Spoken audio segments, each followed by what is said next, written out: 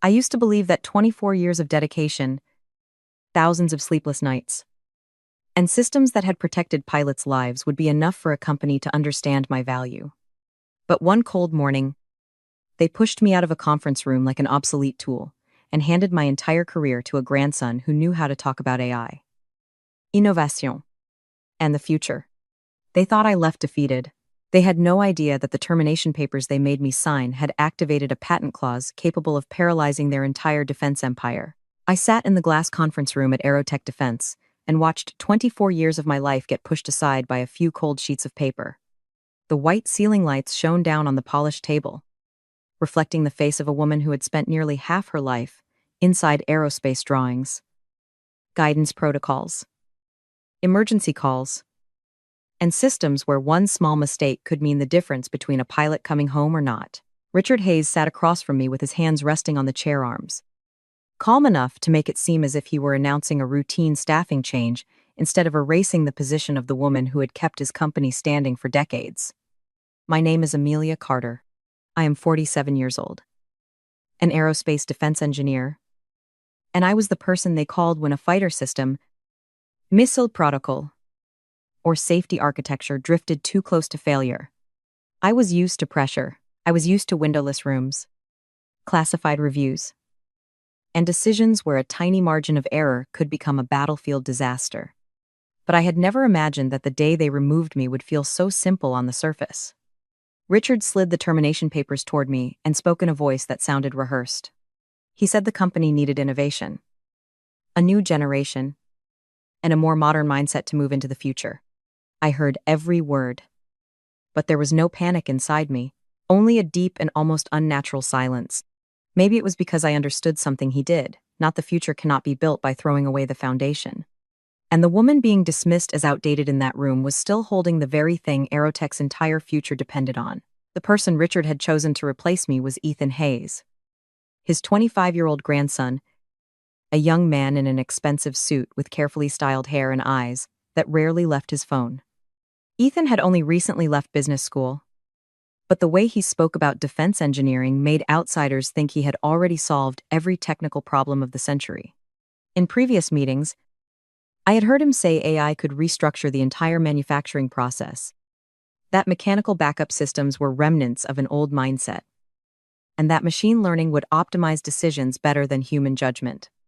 Those phrases sounded attractive to board members, especially those who preferred growth charts over technical schematics. But to me, a woman who had taken apart circuit boards after dangerous guidance failures, they were hollow sounds, unless backed by real understanding. Ethan had never stood before the decision to lock down a system to keep pilots from receiving false data. He had never stayed awake for days trying to find why a safety protocol failed under extreme temperature conditions. Yet that morning, Richard looked at his grandson as if he were the future itself, while he looked at me as if I were an old habit that needed to be cleared from the path. What hurt me was not merely losing the job. I had lived long enough to know that a title does not define a person's value. What hurt was the carelessness with which they judged experience. They treated 24 years of responsibility as a burden, caution as stubbornness, and the person who had protected them as an obstacle. In that moment, I understood that Aerotech's real problem was not a lack of innovation.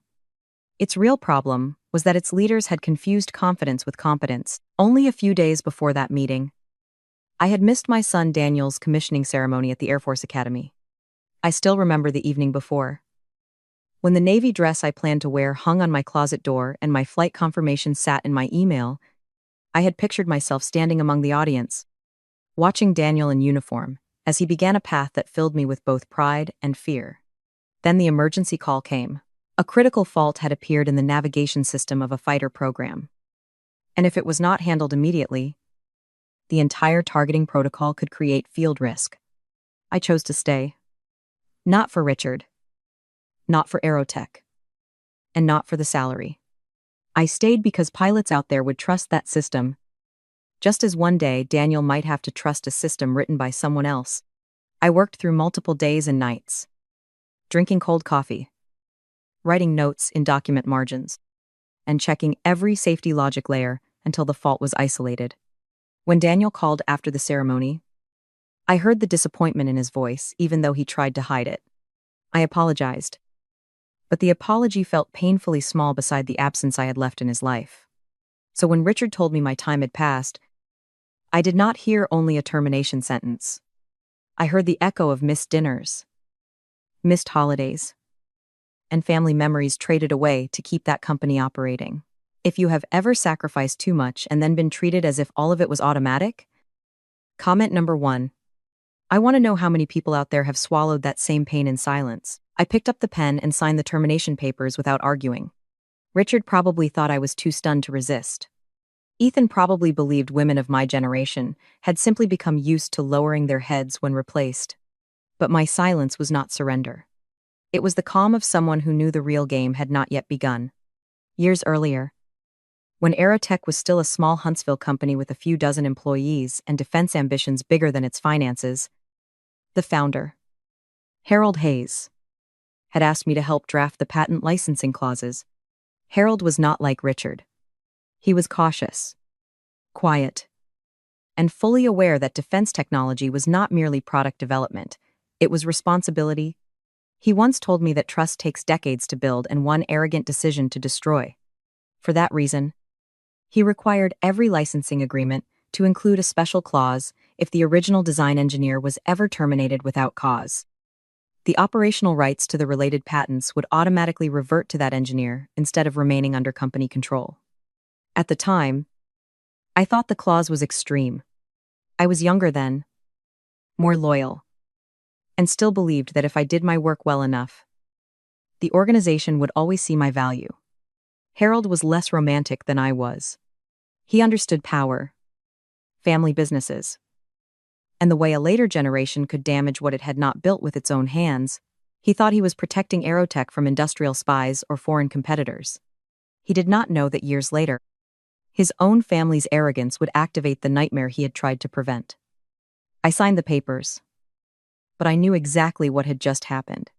They had not only fired me, they had cut themselves off from the living systems that kept their company alive. That patent portfolio was not a decorative collection of ideas for annual reports. It consisted of 41 patents covering missile guidance systems, carrier landing protocols, fighter aircraft backup architecture, and safety authentication layers used weekly by defense partners. The estimated value approached $900 million. But for me, the real value was never in the number. Each patent represented a night I did not go home, a vacation I canceled, or an emergency call that pulled me away when Daniel was small and asking why his mother had to leave dinner. Every system carried the same central question: if everything goes wrong, what keeps human beings alive? Pentagon contracts, NATO partnerships, and international defense agreements all depended on licensing structures requiring confirmation from the original design engineer.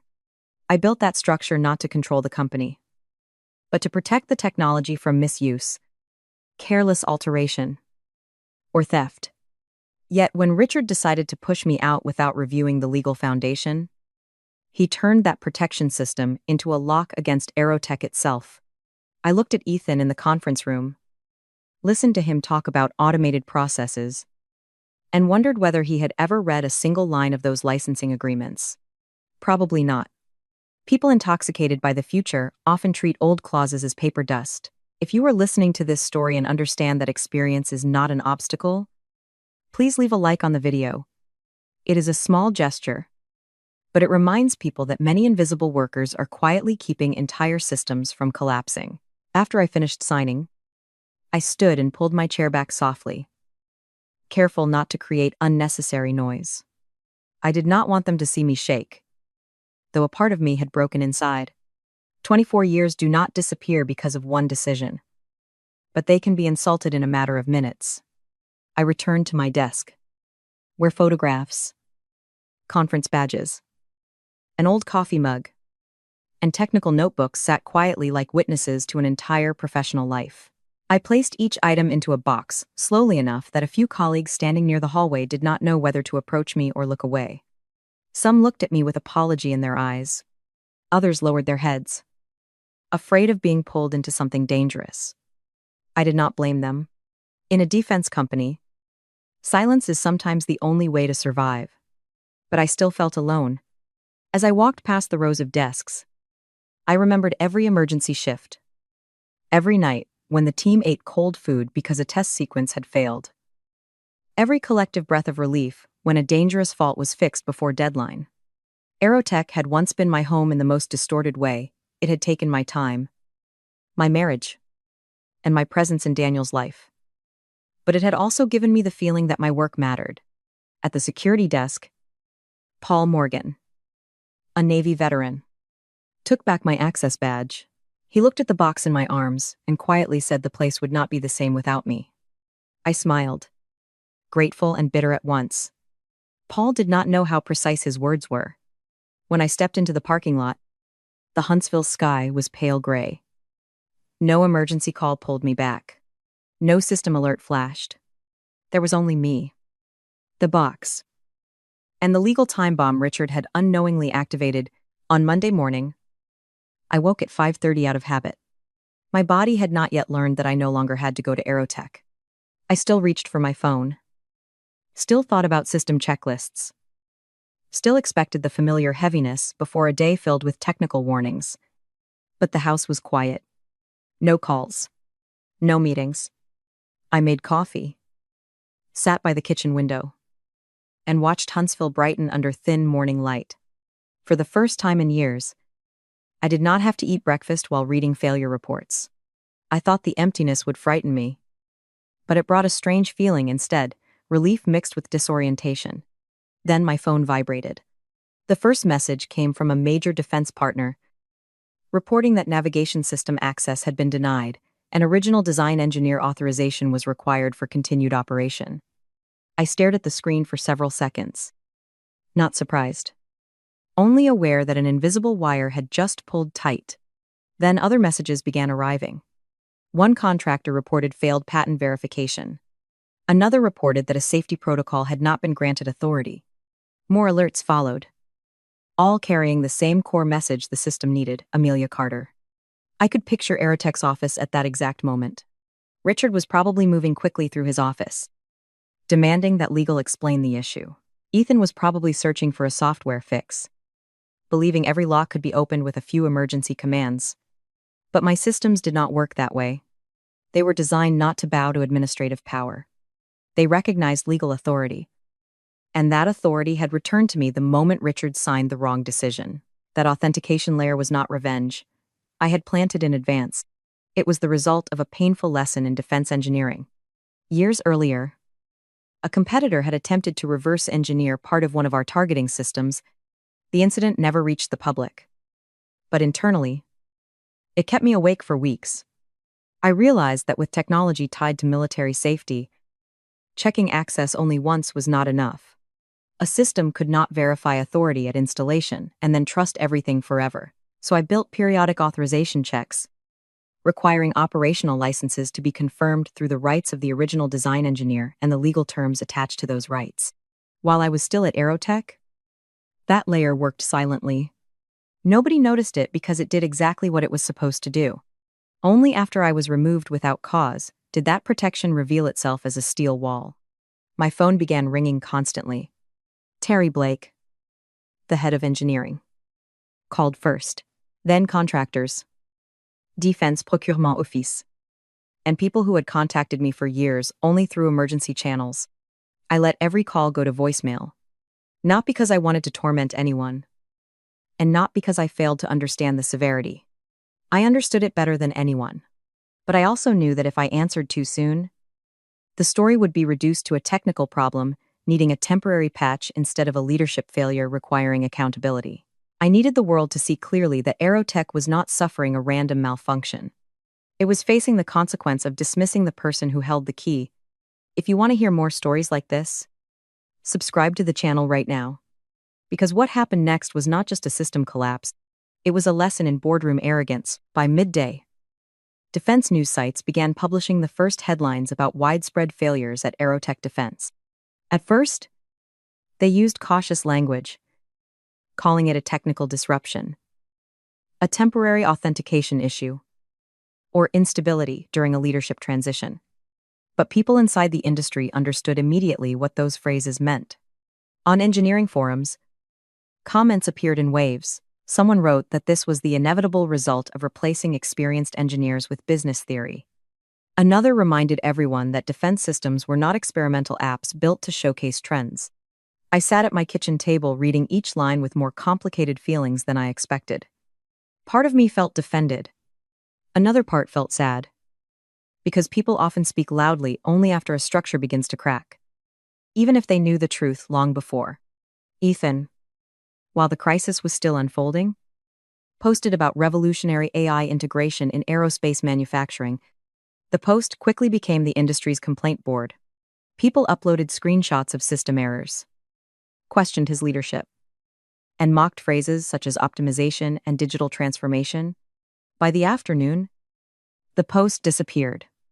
I did not laugh. I have always believed young people deserve opportunities. And I still believe that. But opportunity is not the same as entitlement. Education is not enough to lead. Using impressive terminology is not enough to touch life or death systems.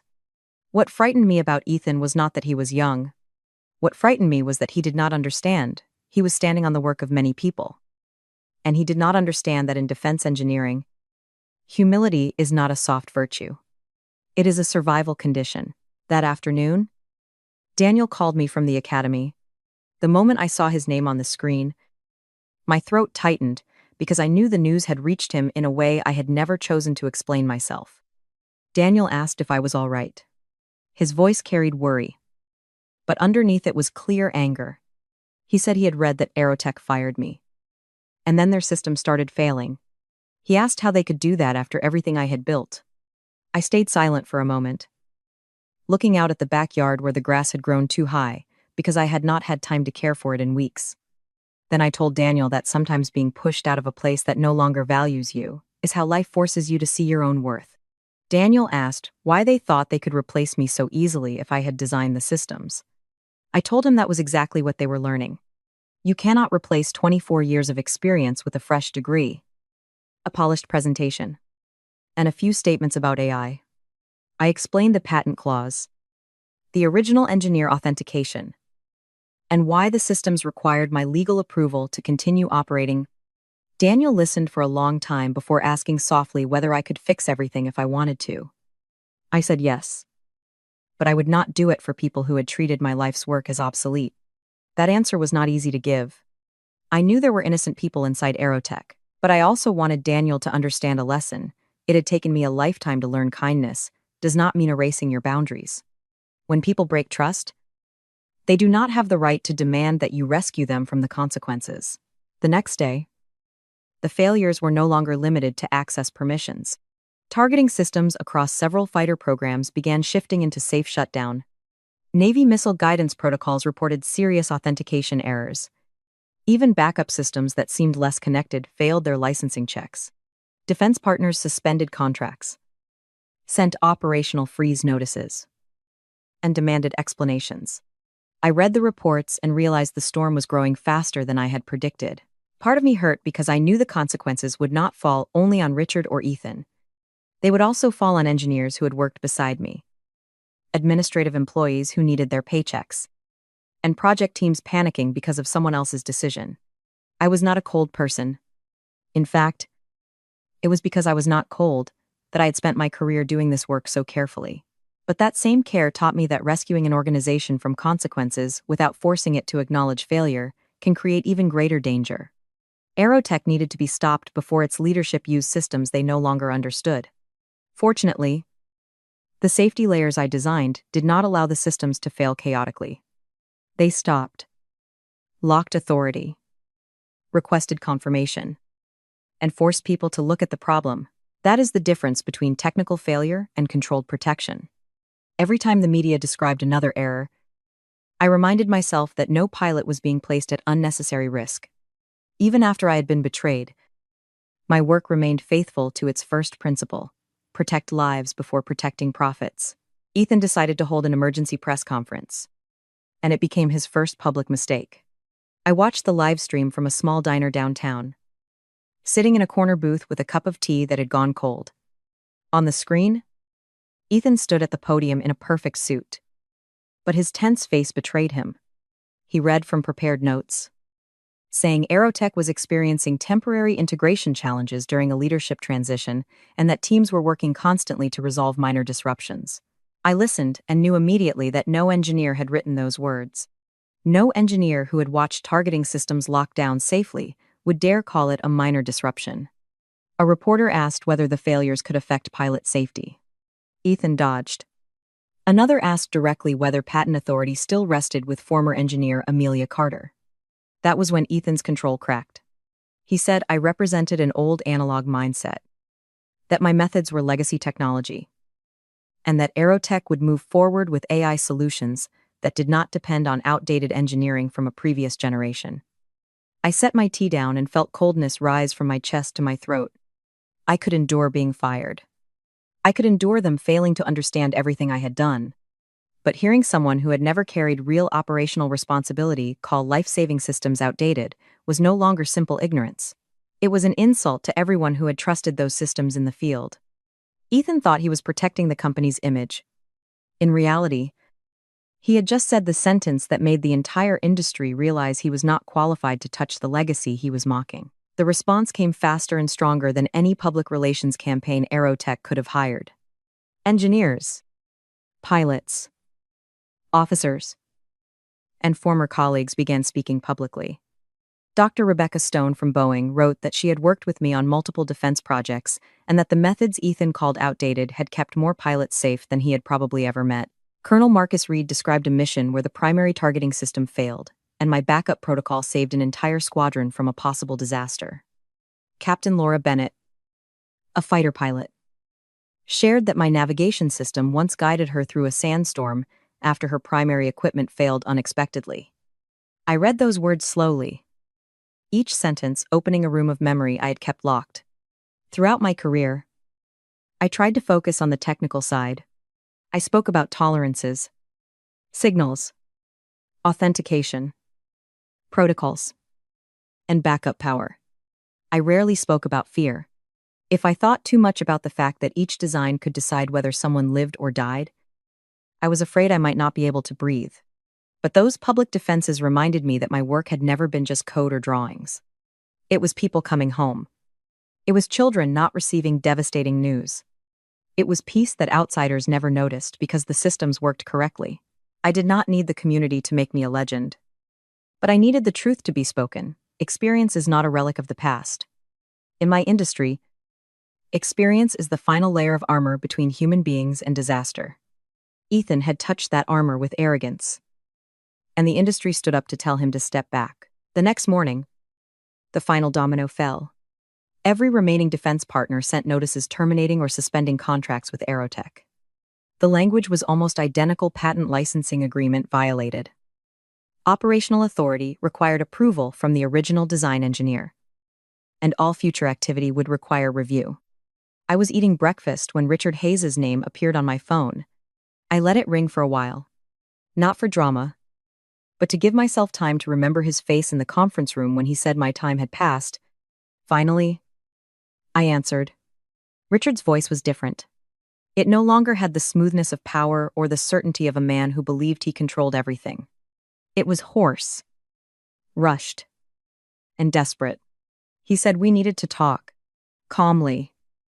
More calmly than I expected. I asked what was left to say. Richard said the situation had spiraled out of control. I laughed.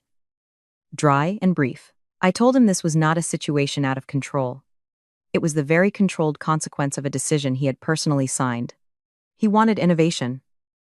Wanted to hand life-critical systems to Ethan. Wanted to prove that my generation was in the way. Now he was seeing what happened when people tear out a foundation and then wonder why the roof collapses. Richard went silent, and I could hear voices in chaos on his end. He began saying that perhaps they had moved too fast. That perhaps there was room for discussion. I knew he was not truly remorseful. He was frightened. There is a large difference between regret for doing wrong and panic because the wrong has been exposed. Richard offered to bring me back to the company. When I did not respond, he moved to money, then equity, then technical control. Finally, he told me to name my price. I sat quietly at the breakfast table, watching steam rise from my coffee, and wondered whether this man genuinely believed everything could be bought back. He reminded me that Aerotech had more than 1,000 employees, that their livelihoods were at risk, and that their families would be affected if the company kept falling. That struck me because it was true. I knew many of those people. I knew they had children, mortgages, aging parents, and medical bills. But because I knew that, I was even angrier with Richard. He remembered those people only when his CEO chair started shaking. He did not think of them when he fired me to please his grandson. He did not think of them when he treated experience as disposable. He did not think of them when he handed a sensitive defense portfolio to someone who did not understand the consequences of a small failure. I told Richard that he could not buy back trust. He could not use equity to repair public humiliation. He could not ask me to save a system he had broken through arrogance. He asked what I wanted. I told him I wanted nothing from him. That was the truth that frightened him most. When a wounded person still wants money or a title, negotiation remains possible. But when she wants nothing, old power loses its force.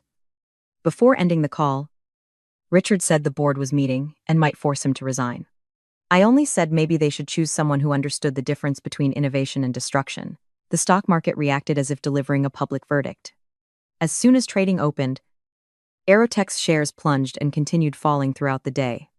Financial networks ran constant headlines about a major defense contractor collapsing after leadership failure, about the risk of nepotism in national security, and about a company once viewed as stable paralyzing itself. I read the analysis with emotions I could not easily name. There was delayed justice, but it carried bitterness. When I was still inside that company, how many times had I warned that field verification could not be replaced by slogans? How many times had I said backup systems were not places to experiment with glamour? Back then, people nodded and still looked toward prettier presentations. Now that money was evaporating, everyone was saying Amelia Carter had been Aerotech's foundation. An aerospace industry magazine called The Crisis, a textbook example of buzzwords replacing expertise. It wrote that I had spent more than 2 decades building a reputation that new leadership destroyed in days through arrogance. I did not feel as pleased as I once imagined I might. When a company collapses, it does not take only the guilty down with it. It drags many people who believed in it. But I did not feel guilty either. I did not create that collapse. I simply stopped shielding the people who had pushed me out the door. Sometimes the silence of the person who used to carry everything becomes the loudest sound an organization can hear. The board's emergency meeting happened in an atmosphere I could imagine without being present. Lawyers, communications advisors, finance members, and shareholder representatives were surely looking at Richard as the man who had turned risk into catastrophe. By late afternoon, the official announcement appeared.